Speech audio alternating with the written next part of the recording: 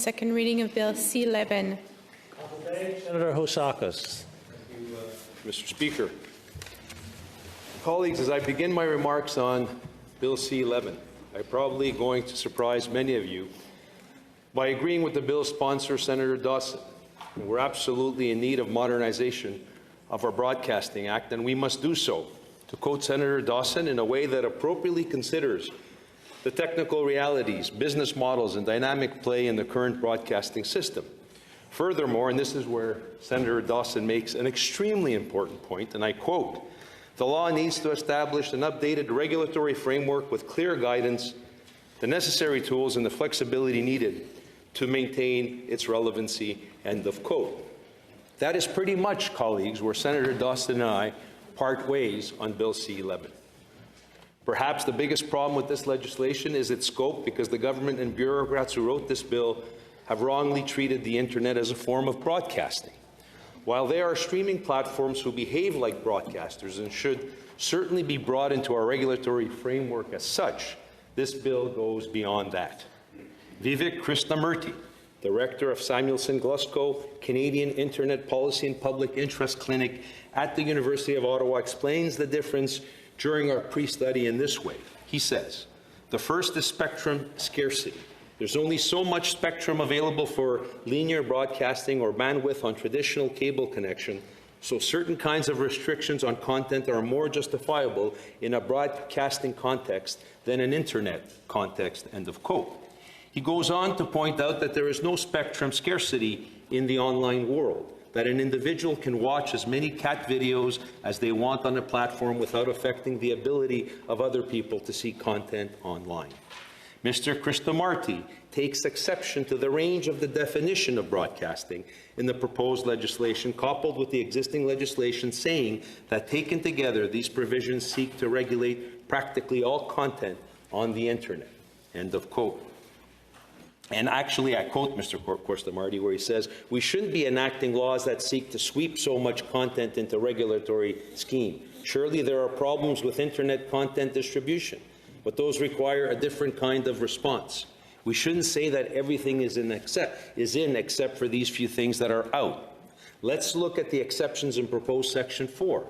I've been a lawyer for the better part of 15 years, and this section is about the most confusing thing I have ever encountered," end of quote. So while I agree with what Senator Dawson says that the law needs to do, the problem is that, as written, that's not what the law would do, no matter how many times he and the government says it will. Just like it doesn't matter how many times they say this bill will give more access to and remove barriers for unrepresented artists and creators in Canada, or how many times they claim this bill and the regulations that come with it won't capture digital creators and user-generated content. In fact, allow me to quote an exchange that occurred, an important one, between our very own Senator Wallen and the chair of the CRTC, Mr. Ian Scott, when he appeared before our committee this past June. And remember, this is the CRTC that will be left to interpret and apply this legislation. Senator Wallen said to the CRTC chair, Mr. Scott, and I quote her, "I think we're going to have to revisit the issue of user-generated content one more time. I know that you, the minister, and other officials insist that you're not regulating user-generated content, but I think there's a bit of parsing the words. You will regulate the platforms, and then the platforms will impose your rulings and directives, as you said. You won't manipulate the algorithms. You will make the platforms do it. That is regulation by another name. You're regulating either directly and explicitly or indirectly, but you're regulating content," end of quote by Senator Wallen. Mr. Scott's response to Senator Wallen's question, "You are right." So while the language of the bill is ambiguous at best, the position of the CRTC chair on this matter is quite clear and unequivocal. This has been an absolutely pivotal issue as supporters of the bill attempt to defend a provision in the legislation that clearly has much broader implications than they want us to believe that it does. It hasn't escaped my attention during our committee pre-study that witnesses and even some of my colleagues who are taking the government's word that user-generated content isn't captured spend an awful lot of time pushing back on witnesses who have testified as to the negative impacts that would be felt by digital creators if using generated content is included. Meanwhile, the government insistence that there's nothing to see here and that we should just trust it is having the opposite of the desired effect, including the swift passage of this bill. While I agree that the Broadcasting Act is in desperate need of modernization, and I appreciate the principle that we shouldn't allow the perfect to be the enemy of the good, I've yet to see justification for pushing through this bill without taking the opportunity to make it better. It is our duty as a chamber of sober second thought to do just that. I sympathize with stakeholders who feel they've waited long enough and have been worn down to the point that they believe this is as good as it's going to get. But the government has no one but itself to blame for not prioritizing this and for digging its heels on matters outside the scope of the Act. The truth is, while the impact of this bill on digital creators, user-generated content, and algorithm manipulation has been taking up a lot of space here in the Senate, the opposite was true during the House of Commons Heritage Committee study, in which few digital creators were given the opportunity to appear, and those who did were often bullied and berated by government MPs on that committee. We've heard from several digital creators who appeared before our committee here in the Senate how thankful they are, not only for the opportunity to be heard, but also for the dignity with which they were treated. So I want to thank all members of our committee for that on both sides of the chamber. It is a testament to each and every one of you. The truth is, colleagues, the study of this bill would likely be playing out very differently if not for the 11th hour inclusion of user-generated content in this legislation's predecessor bill, C-10. It is playing out this way because of the government's almost hysterical refusal ever since to clearly remove it. Despite having time to address this issue when Parliament was prorogued and for several months after, the troublesome inclusion of user-generated content remains there in black and white. The government tells us that Section 4.1 excludes user-generated content from regulation. However, what they don't tell you, and you can clearly see by reading it yourself, the very next clause goes on to put it right back in by including exceptions to the exemption. It's a double negative, so to speak, one that makes clear user-generated content is clearly in the bill. It's not just me saying it. It's not just the digital creators themselves saying it. It's not the platforms like YouTube and TikTok lining up the digital creators to say it, as the parliamentary secretary to the Minister of Heritage would like to claim. None other than the former chair of the Canadian Radio and Television Commission is saying it himself. And perhaps more importantly, the current chair of the CRTC, Ian Scott, is saying it himself. During his testimony, Mr. Scott went on to confirm something else that the government has been claiming isn't in the bill: algorithmic manipulation. The government and Senator Dawson insisted that C-11 does not force platforms to use particular algorithms. However, Mr. Scott testified, and I quote him, chair of the CRTC, I'll give you a simple example. Instead of saying, and the Act precludes this, that we will make changes to your algorithms as many European countries are contemplating doing. Instead, we say this is the outcome we want. We want Canadians to find Canadian music. How best to do it? How will you do it? I don't want to manipulate your algorithm. I want you to manipulate it to produce a particular outcome. End of quote from the CRTC chair. Pretty clear. Let me repeat that last part. Mr. Scott is saying that this legislation allows him to say to the platforms, we, the government, won't manipulate your algorithm, we'll just make you do it for us. In court, we would call that a clear and recorded admission of intent. As I mentioned, proponents of the bill have argued in committee that there are other ways to achieve the desired outcomes without algorithmic manipulation. Despite testimony from creators, users, the platforms, and the regulators saying otherwise. Last week, Senator Dasko, my colleague, insisted on this position in an exchange with former television personality, now digital creator Jennifer Valentine. Senator Dasko was adamant that there are other ways, but when asked by Ms. Valentine to give an example, she was unable to do so.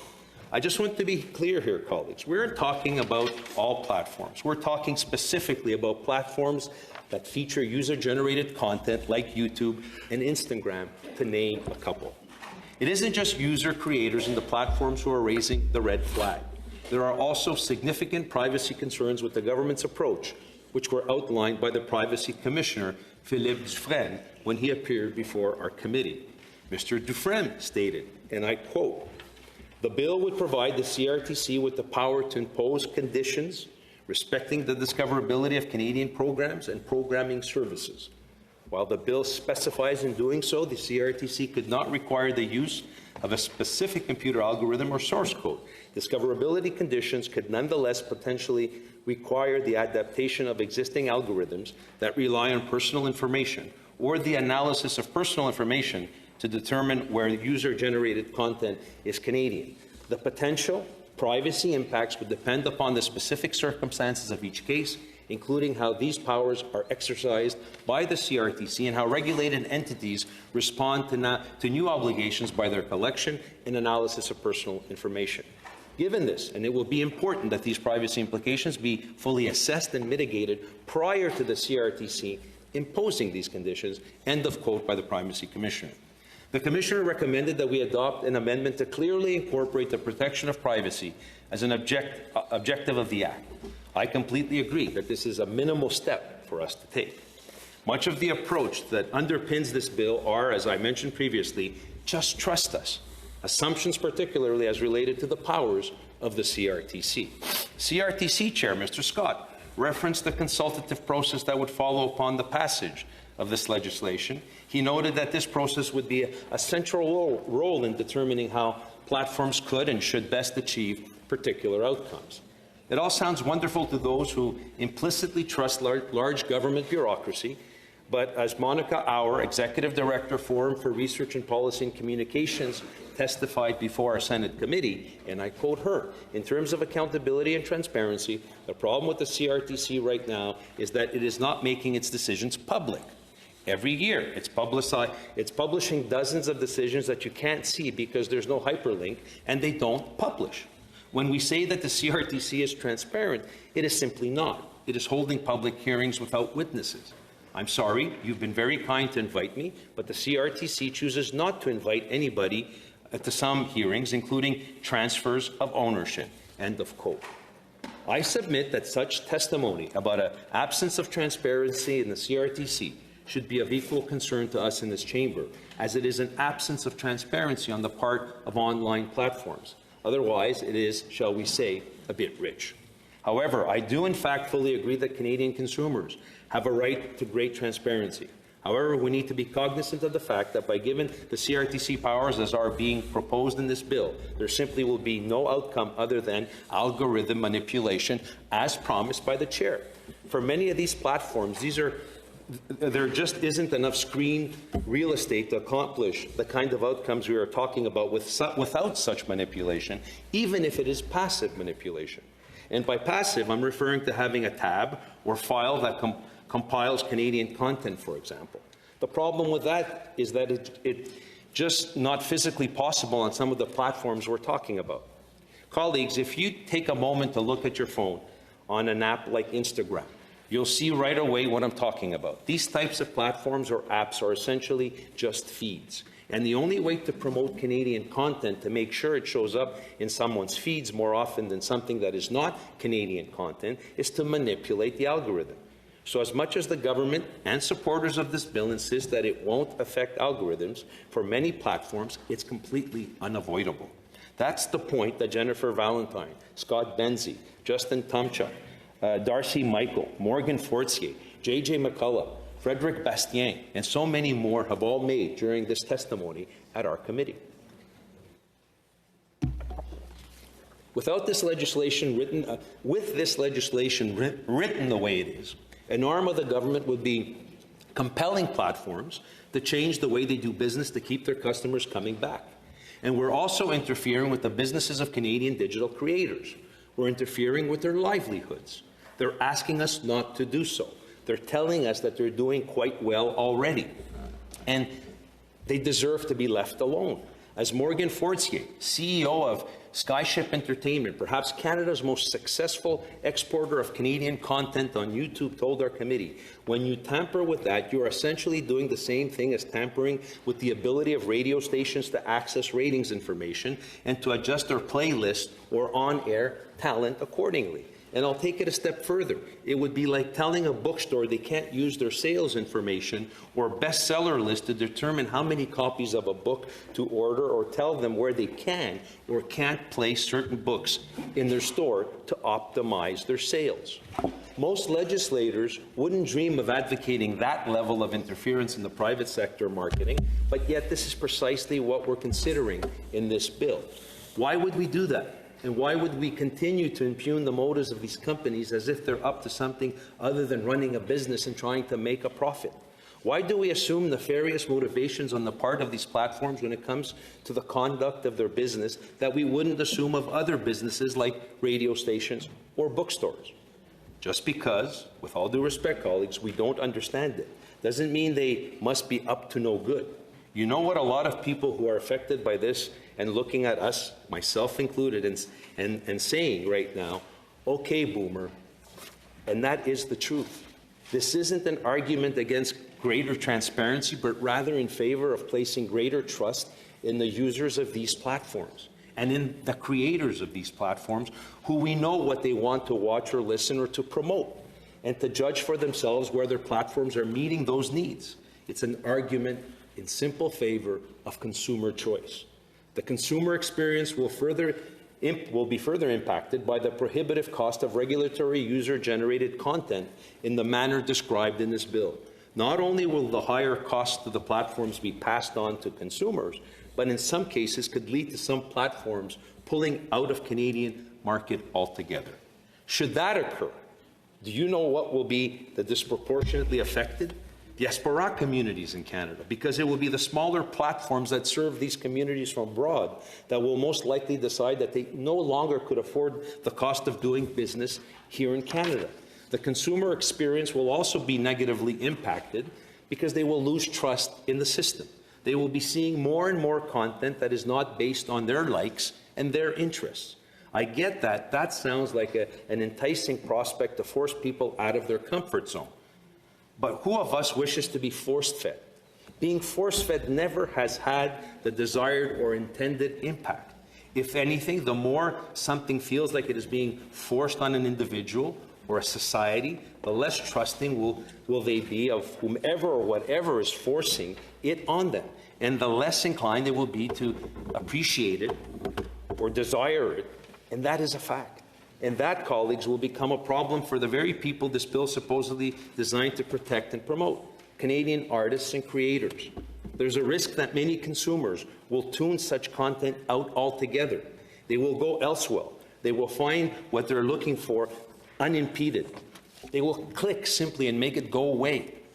As YouTube creator Justin Tumchuk told our committee, canned content will perform poorly on the platforms because the audience will be mismatched with their interests. You can force a video to play, but you can't force them to watch it. Canadians will click away and learn to actively avoid canned content. End of quote. They'll just go to the little section and they'll click it away. That is precisely what we're seeing now with the conventional broadcasting. Viewership in conventional broadcasting is down dramatically because consumers now have choice as a result of streaming. They no longer have to consume what's being forced on them, and that's not the fault of the streaming platforms. At some point, conventional broadcasters in this country have to accept that the product they're putting on offer isn't appealing to a lot of consumers. Just look at the ratings. That's not to say that there isn't good Canadian product available. Quite the contrary. Conventional broadcasters in this country use local sports and use to satisfy a hefty portion of their CanCon quotas. Then they fill the rest with repeats of Canadian shows that can also be found on their subscription services, and the rest is syndicated programming from the United States, which consumers can watch from the Source American network or online anyways. That's not a problem with Canadian culture or Canadian artists not being good enough, colleagues. That's a problem with the current legacy broadcasting business model. Mr. Tomchuk also explained another risk to Canadian digital creators if algorithms are manipulated to satisfy CanCon. If content is promoted based on something other than what the consumer wants to see or may like based on their previous habits, they will click on it, realize it's not something they want to see, and then quickly move on without watching its completion. This will drive down the audience retention rate on that item, and in turn, the lower retention rate will drive down the global ranking, thereby driving down its discoverability, which refers to where it appears on the suggested For You list that you see on platforms like YouTube. And in that manner, Canadian artists and creators who are enjoying immense success globally will see that success greatly diminished. In essence, we are blunting worldwide success in exchange for limited parochial success at home. As a recent editorial in the Financial Post put it, and I quote, "Even if Bill C-11 helps them find a little more success here at home, and there's no guarantee of that, it could be to the detriment of any success they might hope for beyond Canada's borders." And colleagues, there's a large world out there. This will be exasperated more so by the threat of global protectionism. No other Western democracy in the world regulates user-generated content in the manner being proposed by Bill C-11. But there are other countries who are watching very closely what we're about to do here. There is no doubt that we will enact this legislation. Without removing user-generated content from it, other countries will respond with similar protectionist legislation. And all of the success and opportunities of our artists and creators have enjoyed as a result of the world opening up to them through the barrier-free advent of Internet will be gone. For what and at what cost? We will have saved Canadian culture, or will we have just made it more insular, made creators more reliant on grants, and a system of gatekeepers once again picking winners and losers?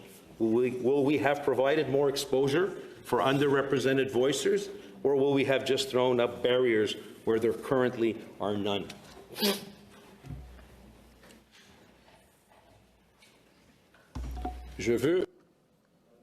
I want to focus on the impact of C-11 on Francophone creators.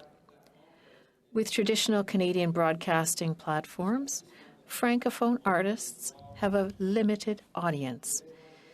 They reach Francophones in Canada, the vast majority of which are in Quebec. But the Internet has changed that. Platforms like YouTube or Instagram give them a global reach. Think of Damien Robitaille's success on YouTube or Twitter during the pandemic.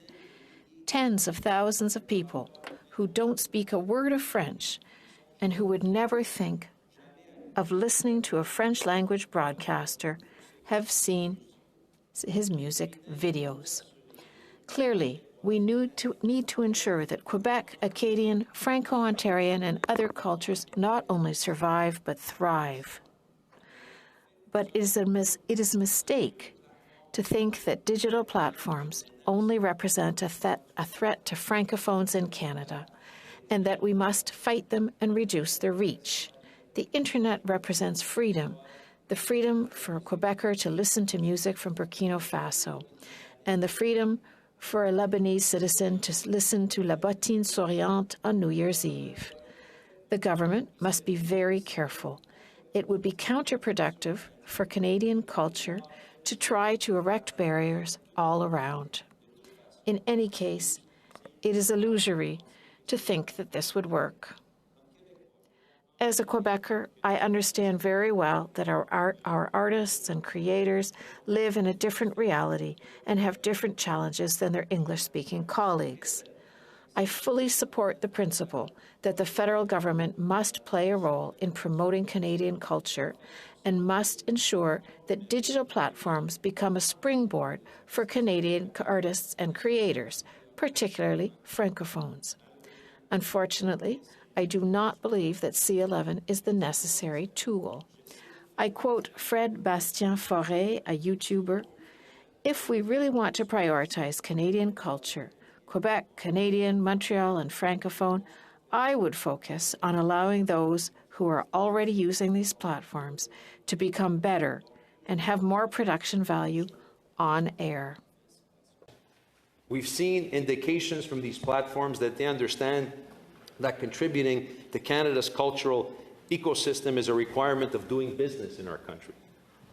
One such proposed amendment would explicitly ensure that if a platform's content is out of scope for things like discoverability, the platform itself would still be subject to the CRTC's order-making powers on required expenditures to support Canadian culture in Section 11.1. This would address the concerns from the music industry stakeholders that platforms that only carry music clips or otherwise did not carry full-length commercial music would find a way to avoid contributing to the ecosystem. Senator Simons has raised concerns in committee about the necessity of including Section 4 to protect against big music label using YouTube, for instance, to stream music without paying royalties to artists. However, it was made clear at committee that that's not the case. There are already protections against that. Music labels can only share the music of artists they represent. To do otherwise would be a copyright infringement, whether on YouTube or otherwise. Furthermore, when labels share music from their own artists on YouTube or any other platforms, they have to pay royalties to their artists based on their contracts. It's contractual. And if they breach their contractual obligation to their artists, that's not something for C-11 to address. As it relates to our culture and our stories, Senator Dawson says that this is an opportunity to ask ourselves big questions about how we as Canadians are going to want to define that. And he's absolutely right. Senator Dawson said for more than 50 years, the Broadcasting Act helped us share our stories. That's how we built our strong Canadian culture, forged our Canadian identity, and brought Canadian voices to the world. We want to build on this for the future. So we must recognize that times have changed. End of quote from Senator Dawson.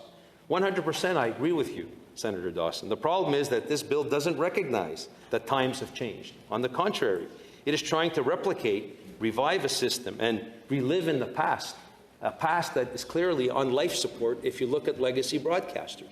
Otherwise, we wouldn't be having this debate. And that's just not feasible. We're talking about a system of regulation and broadcast that is in decline. And not because Canadian talent and Canadian culture is in decline. On the contrary, Canadian entertainment and creative industry are thriving like never before. It's the antiquated system of delivery and certainly funding that is clearly on life support. And with this bill or without, I'm not quite sure it's going to survive. The only regulatory system worked well to varying degrees because it was designed for conventional broadcasters that mainly stopped at our national borders. It was designed in 1970s, but it has served its purpose, and its time and usefulness has come and gone. It is certainly not needed when it comes to digital creators and user-generated content. The creators themselves are telling us that. They're begging us not to force the old regulatory regime on them. They're showing us that unlike under conventional broadcasting, they don't need us. Actually, they don't even want us. What they need is for us to stay out of their way. They're imploring us to look at their success, to acknowledge that this success is a result of producing quality, interesting, innovative content that people want to see and hear. If we leave user-generated content in this bill, we are saying that we don't think Canadian creators are capable of doing it on their own. We're saying that we don't think that what they produce is all that interesting on its own, and that it won't succeed without our intervention, especially the marginalized and the underrepresented creators like Indigenous people, BIPOC, and Francophone artists and creators. Frankly, it's not only disheartening to these creators, it's extremely paternalistic.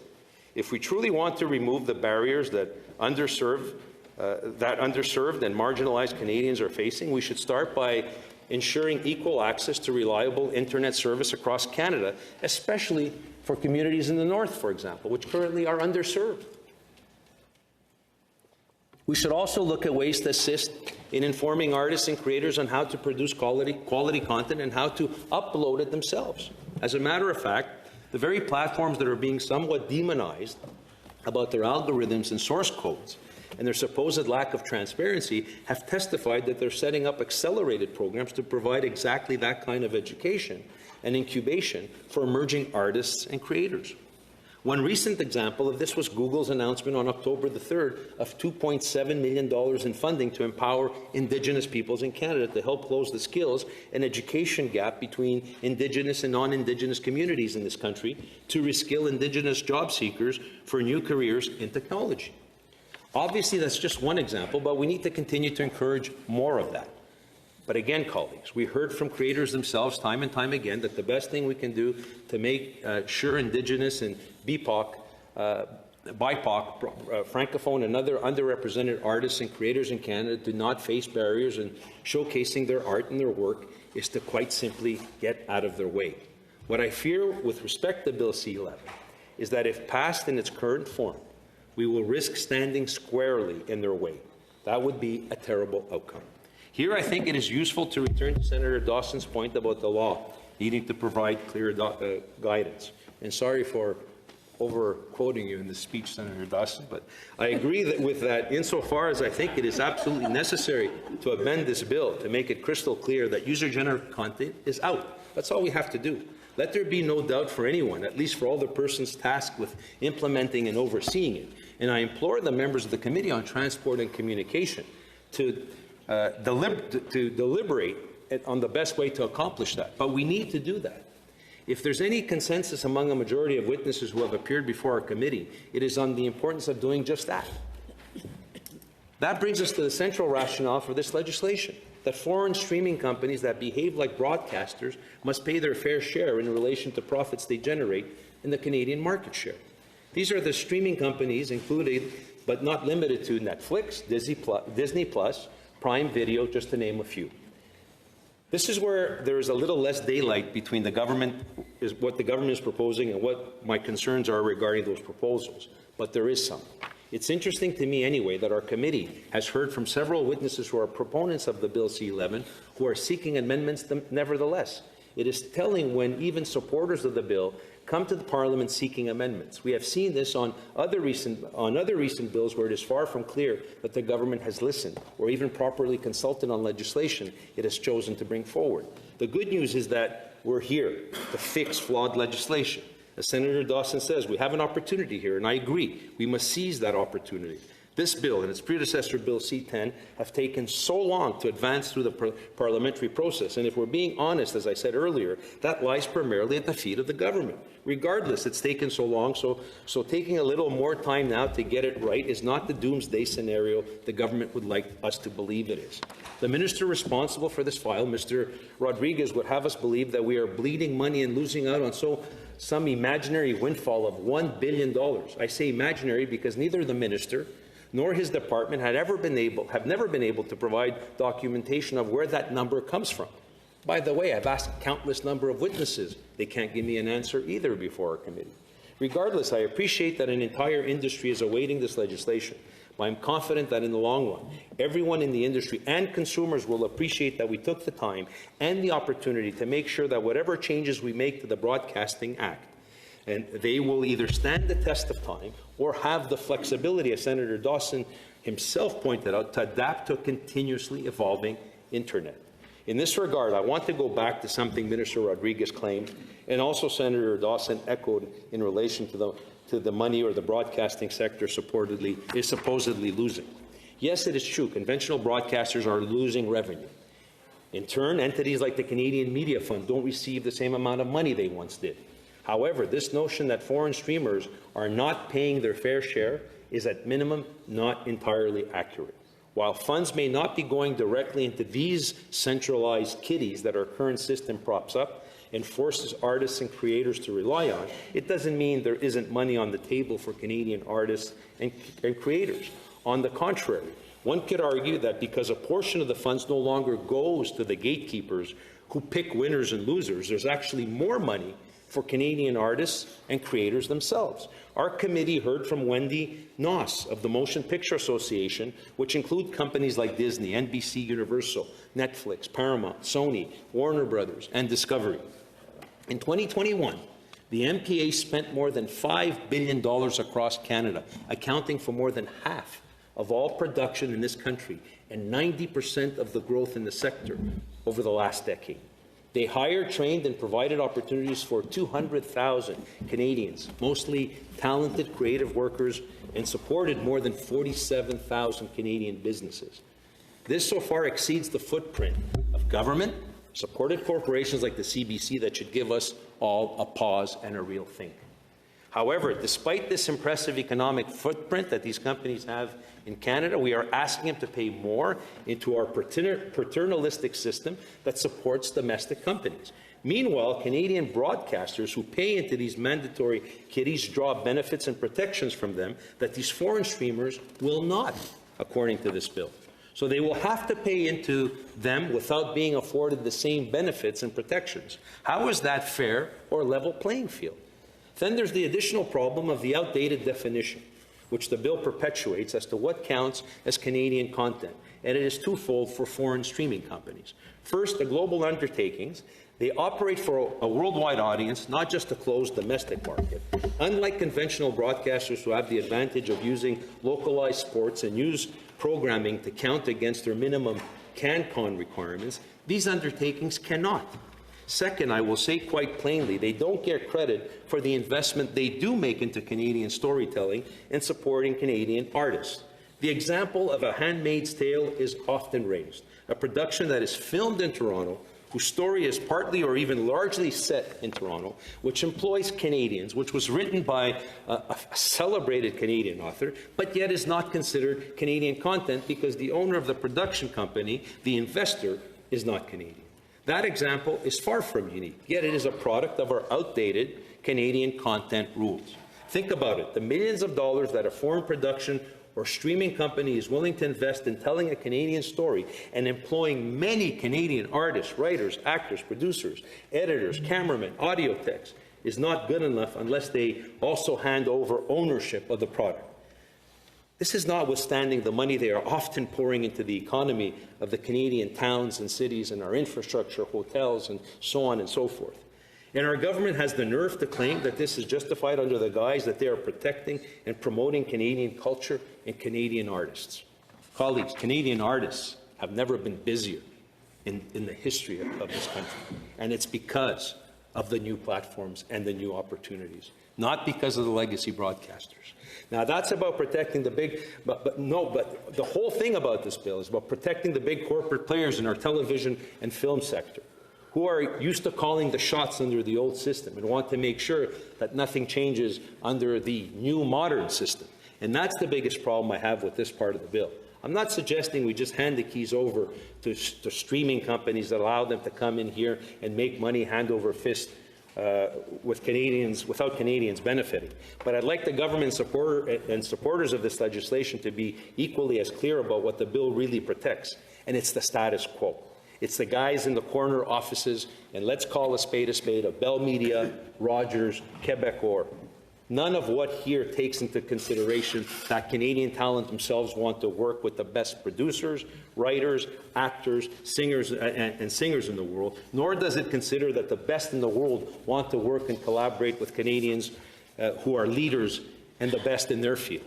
The global companies want to pay for that. Yet we are saying that it's not good enough. You have to pay more. You cannot benefit from the funds you do pay. Colleagues, it's not common sense, and will be more so if we don't take this opportunity to address it, especially if we're going to continue to say we're doing all this in the name of protecting and promoting Canadian stories and talent. We need to be fair, and much of that is contained in this bill is not fair, and that lack of fairness may have serious trade implications in other sectors as well for Canada.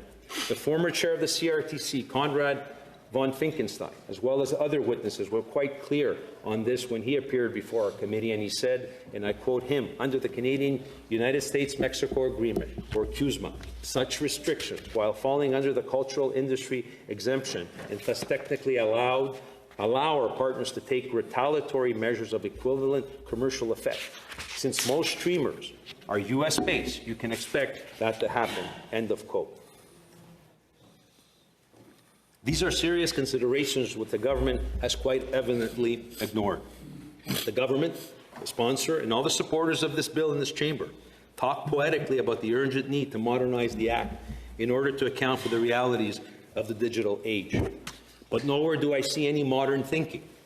Nowhere do I see anything in the government having thought outside the box and outside of traditional habits when it comes to broadcasting. It's a continuation of a broadcasting act that's already, colleagues, 50 years old. What I do see is a whole lot of romanticizing about what we think works so well in the age of conventional radio and television, and I see an attempt to apply that approach to the internet. Colleagues, it doesn't work. My kids tell me all the time, it doesn't fit, and quite frankly, it's out of scope. Nor does it allow for flexibility, Senator Dawson said. The law requires in order to be able to adapt as the digital landscape continues to evolve. A lot of what's in Bill C-11 was built around principles, like I said, 50 years ago. Those principles no longer apply.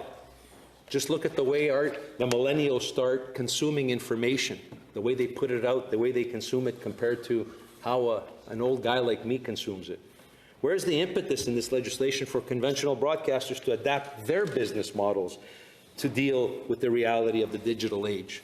I know the CBC in the last decade has spent millions and millions of taxpayers' dollars trying to upgrade their digital capability. Why do you think that is? Because they realize their model just doesn't work anymore. Quebecor, their digital footprint is growing in leaps and bounds. Why do you think that is? Because they realize their business model doesn't work anymore. It reminds me so much of the fight over resharing services when they first started becoming popular. The taxi industry, understandably, was upset. We all remember that. Taxi cab owners were overburdened with regulatory red tape with their vehicles, their drivers, their taxi licenses, red tape that these new ride-sharing services weren't subject to and allowed them to easily swoop into the markets and take business away from taxis.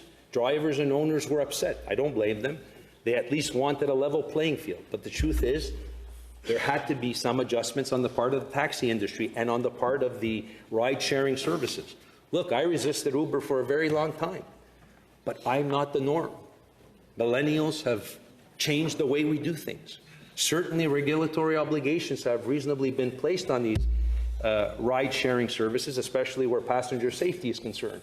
But taxi companies have had to accept that their business model up to that point was now out of date, and they would have to change it if they wanted to compete. Colleagues, the taxi industry had to change their way, not the new technology industry having to go to the old way. That's why now most cab companies have apps that operate similar to the apps on offer from rideshare programs. This gives consumers more choice, more flexibility, even in something as simple as the way they pay the fare. The world has changed. Even I now have an app where I order that type of service. That sort of acceptance of reality of the digital age and give and take is something I see woefully little of in this legislation. Consumer choice, consumer protection will be the inevitable losers if we pass this bill. But this town is always all about standing up for the big giants. And this is another example of it. This bill is not about standing up for millennials. It's not about standing up for new platforms in the digital age. It's not standing up about giving people choice at a more efficient cost. It's not. It's trying to save some giants that we all have an affinity for. But the world is changing on them. As legislators, I do not believe that we can simply stand by and permit that to happen. I'm cautiously hopeful that many senators on our committee may see it the same way in the face of very strong testimony that we've heard so far in the pre-study. There's a lot of good in this bill. I do believe that as we adapt to the reality of online streaming, that we shouldn't compromise our values or our culture and an identity in allowing foreign streamers to operate in Canada. I don't think any of us here are diametrically opposed to that. However, as I've outlined, I think there's work to be done on how we achieve what we want to achieve in a fair manner without compromising consumer choice and affordability. Where I think we have a bigger problem is the lack of clarity around the inclusion of user-generated content. However, there too I'm confident we can achieve what needs to be done in a fair manner without sacrificing the enormous successes of so many Canadian digital creators who are enjoying this both at home and abroad, and without compromising consumer choice and affordability, which to me is fundamental. I'm cautiously hoping that our committee will send the government a strong message and vote to fix flaws in this legislation and substantially improve it.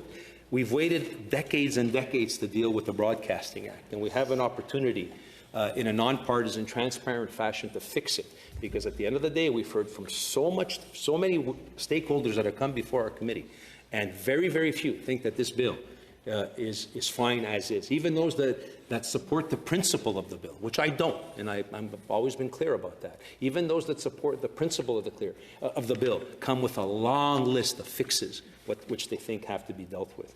Colleagues, 8 billion streams of Canadian music or podcasts are exported every month on Spotify. 8 billion.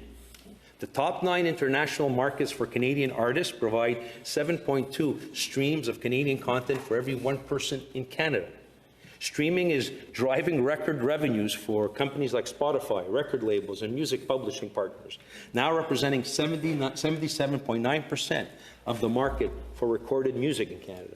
Canadian YouTubers are amongst the top performers in the world. I met with senior executives from YouTube, and I looked at their stats. Canadians per capita, we punch way above our weight, as we do in just about everything that we engage in. Content creators, artists, actors, producers enjoy benefits that we've never seen before. But colleagues, we need to encourage them, and we need to make sure that the Broadcasting Act that we're proposing accommodates the new way of the world, the way millennials choose to consume and express information around the world. We can't hinder that in an attempt to protect a dying legacy broadcasting industry. So on that, colleagues, I'm pleased with the opportunity to have spoken.